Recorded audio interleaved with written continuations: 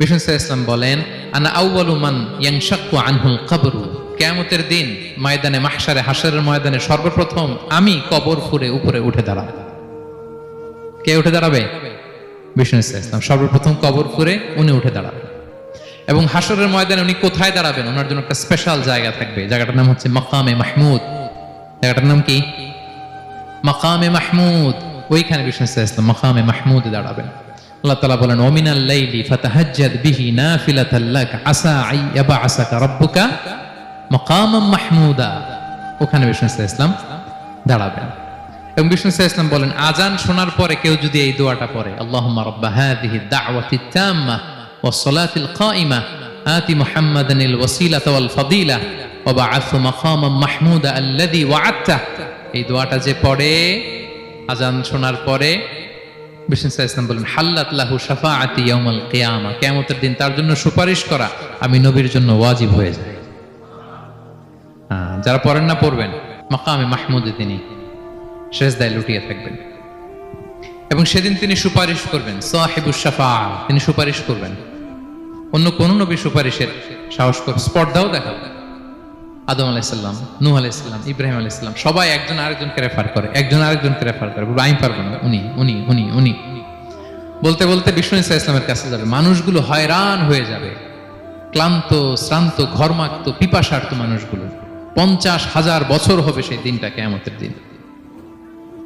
মানুষগুলো পেরেশান, যেই নবীর কাছে যায় বলে পারবো না, উনি উনি। শেষ পর্যন্ত এটা যে বিষ্ণু সাল্লাল্লাহু আলাইহি ওয়াসাল্লামের কাছে ঠেকবে। বিষ্ণু সাল্লাল্লাহু আলাইহি ওয়াসাল্লাম কোথায় থাকবেন যেন? জায়গাটার নাম মাকামে মাহমুদে সেজদা অবস্থায় থাকবেন। সেজদা অবস্থায় থাকবেন। সব নবীরা বলবে নাফসি নাফসি, আল্লাহ তুমি আমারে বাঁচাও, আল্লাহ আমারে বাঁচাও, আল্লাহ আমারে বাঁচাও। কিন্তু বিষ্ণু সাল্লাল্লাহু আলাইহি ওয়াসাল্লাম সেই মাকামে মাহমুদের সেজদায় লুটিয়ে কাঁদতে থাকবেন আর বলবেন, উম্মতি উম্মতি উম্মতি, হে আল্লাহ আমার গুনাহগার উম্মতকে বাঁচাও, আল্লাহ আমার গুনাহগার উম্মতকে তুমি বাঁচাও। কাঁদতে থাকবেন বিষ্ণু সাল্লাল্লাহু আলাইহি ওয়াসাল্লাম ওই জায়গায়। তখন আল্লাহ তাআলা বলবেন, ইয়া মুহাম্মদ ইরফা রাসাক, হে মুহাম্মদ মাথা তোলো। কুল তুসমা, আজকে তুমি যা বলবে তাই শোনা হবে। সাল তু'তা, যা চাবে তাই দেয়া হবে। ওয়াশফা তুশাফা, যার জন্য সুপারিশ করা হবে, যার জন্য সুপারিশ তুমি করবে তার জন্যই সুপারিশ কবুল করা হবে। বিষ্ণু সাল্লাল্লাহু আলাইহি ওয়াসাল্লাম তখন সুপারিশ করবেন, শুরু করবেন, স্টার্টিং। তো বিষ্ণু সাল্লাল্লাহু আলাইহি ওয়াসাল্লামের সুপারিশ আমরা চাই কি চাই না বলেন? আল্লাহ তাআলা আমাদেরকে বিষ্ণু সাল্লাল্লাহু আলাইহি ওয়াসাল্লামের সুপারিশ লাভে ধন্য করুক, আমরা পড়ি আমিন। বিষ্ণু সাল্লাল্লাহু আলাইহি ওয়াসাল্লাম স্টার্ট করবেন সুপারিশ করা এবং হাউজে কাউসারের পানি বিতরণ শুরু করবেন। হাউজে কাউসারের নাম শুনেছেন? ইন্না আ'তাইনা কাল কাউসার, হে নবী আমি আপনাকে কাউসার দিয়েছি। কাউসারের একটা ব্যাখ্যা হচ্ছে প্রভূত কল্যাণ, আর একটা ব্যাখ্যা হচ্ছে এই কিয়ামতের দিন হাউজে কাউসার দেওয়া হবে বিষ্ণু সাল্লাল্লাহু আলাইহি ওয়াসাল্লামকে। এটা কত বড়? বিষ্ণু সাল্লাল্লাহু আলাইহি ওয়াসাল্লাম বলেন, হাউদি মাসিরাতু শাহর, 1 মাসের দূরত্ব। এত বড় চৌবাচ্চা হবে হাউজে কাউসারের চৌবাচ্চাটা। বিষ্ণু সাল্লাল্লাহু আলাইহি ওয়াসাল্লাম বলেন, এই মাথা থেকে ওই মাথায় পৌঁছতে 1 মাস লাগবে। কয় মাস?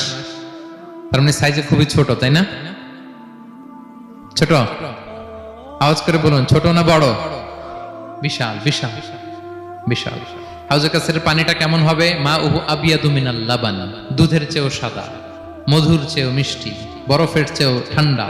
আতিয়াবু মিনাল মিসকি, মিসকের চেয়েও সুগন্ধ সম্পন্ন। কিজানুহু কানুজুমিস সামা, আকাশের তারা যত বেশি, হাউজে কাউসারের যে পান পেয়ালা থাকবে আশেপাশে পেয়ালাগুলোর সংখ্যা আকাশের তারার চাইতেও বেশি। বিষ্ণু সাল্লাল্লাহু আলাইহি ওয়াসাল্লাম হাউজে কাউসারের পানি বিতরণ করবেন, সবাই বিশ্বাসী উম্মতেরা সেটা পান করবে। আর একবার যে পান করবে চিরকালের জন্য গলা থেকে তৃষ্ণা মিটে যাবে। সুবহানাল্লাহ।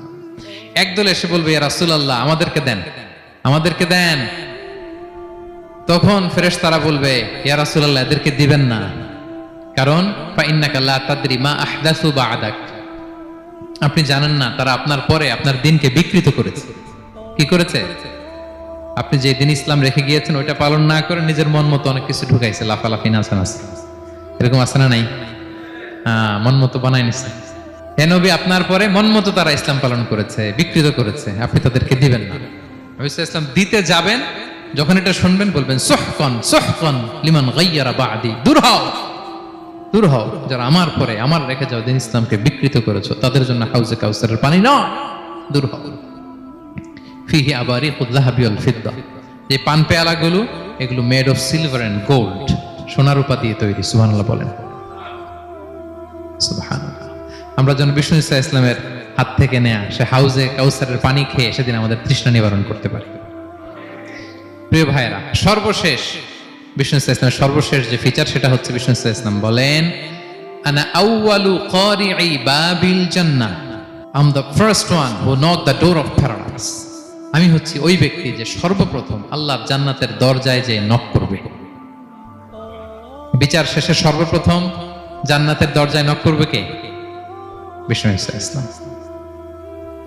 তখন জান্নাতের দরজার রক্ষী ফেরেশতার নাম খাজেন। কি নাম?